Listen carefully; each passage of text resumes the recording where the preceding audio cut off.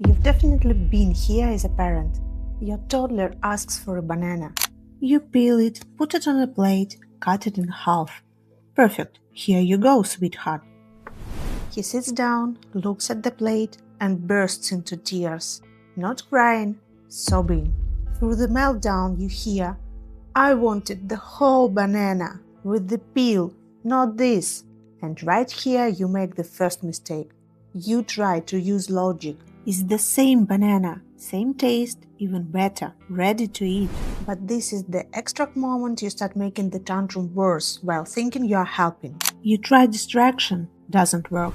You try explaining, doesn't work. Tell in the comments if that happens. The child is spiraling. There is no second banana at home. And this is where most parents unknowingly escalate the meltdown. You either ignore and wait it out, or get irritated and raise your voice. Understandable. Or, after watching simplified, gentle parenting advice, you start explaining feelings in the middle of the storm. And this is exactly why it gets worse. Watch this video and you'll understand what's wrong with gentle parenting as most parents interpret it. But today, I want you to understand something much deeper. Tantrums are not about a child's character.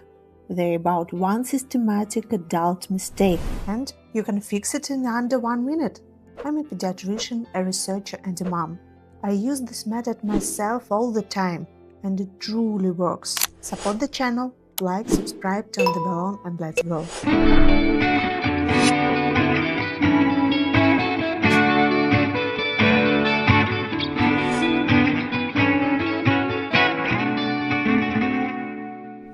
To stop the tantrum, you first need to understand what's happening in your child's nervous system during one. And I promise you, next time it happens, you will see it completely differently. Let's do a small role play. Imagine you are 3 years old. You asked for a banana and you were already imagining how you would hold it like a little monkey, take bites, peel it further, take more bites. All your expectations collapse. You feel disappointment, anger, frustration, sadness. But here is the key. Your nervous system is not like an adult's. You cannot regulate irritation, fear, sadness, anger. You don't yet understand the difference between very scary, upsetting, or just unpleasant. Your brain is not mature enough for that. So when the expectation is broken, stress is triggered, and you cannot measure how big the stress is. You just feel it. In the brain, the fear center activates, the amygdala, and for you as a child, this feels like fear. And when children feel fear, they cry. But here is what else the amygdala does. It temporarily blocks the part of the brain responsible for logic, the prefrontal cortex. So now you are scared, crying, overwhelmed. And next to you is the parent, your stability in this world, your safety, your protection. You try to explain what happened. Maybe the superhero parent will save you, but instead the parent stands above you and starts explaining, maybe even with irritation. And your brain cannot process any of it. All you read from the parent is, "You don't understand me, I'm alone in this world." No one taught you how to regulate emotions yet. Logic physically cannot work. It's blocked. So every explanation, every irritated tone, every attempt to fix it explodes the nervous system even more. And this is when you fall on the floor screaming. Not because you are manipulative, not because you are spoiled, but because your nervous system is overwhelmed. Summary. Any frustration in a toddler activates the fear center, and the fear center blocks logic. So explanations don't work, and irritation makes it worse.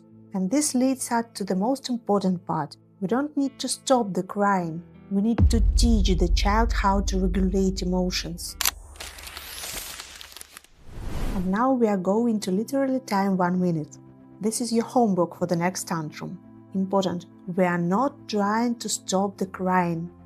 We remember the child is scared and calling for safety. Your job is to slow their nervous system down by creating a feeling of safety around them. Let's go. Silently lower yourself to the child's eye level. This alone reduces physiological pressure and anxiety. Soft connection, eye contact. If the child allows it, gentle touch. If tantrums are frequent, touch may irritate them at first. That's normal. Just keep a calm, warm gaze. Over time, as the nervous system stabilizes, you will be able to add holding hands, touching the back, hugging. Briefly name the feeling. No long explanations. Logic is blocked. Just upsetting, right?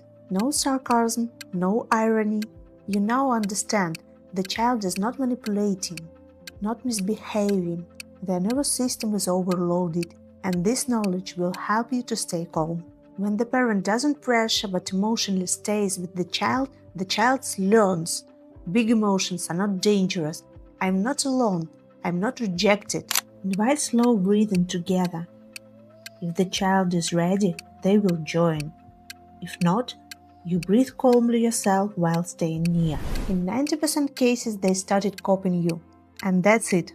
1 minute is enough to calm the nervous system down. When you slow down, stay quiet, show empathy, and offer gentle presence, the child's brain reads, "There is no danger, I am safe." The fear center slows down. Your child borrows your calm. This is so-called co-regulation. And only now does the logic come back online. The tantrum is over. Now you can talk. At first, it may take longer than a minute, but repeat this consistently and within days you will see. Tantrums become shorter, less frequent. The child comes to you faster for comfort. This is not about obedience. This is about teaching the nervous system how to handle stress. I'll be waiting for your feedback. Try this during the next meltdown and tell me what changed. See you.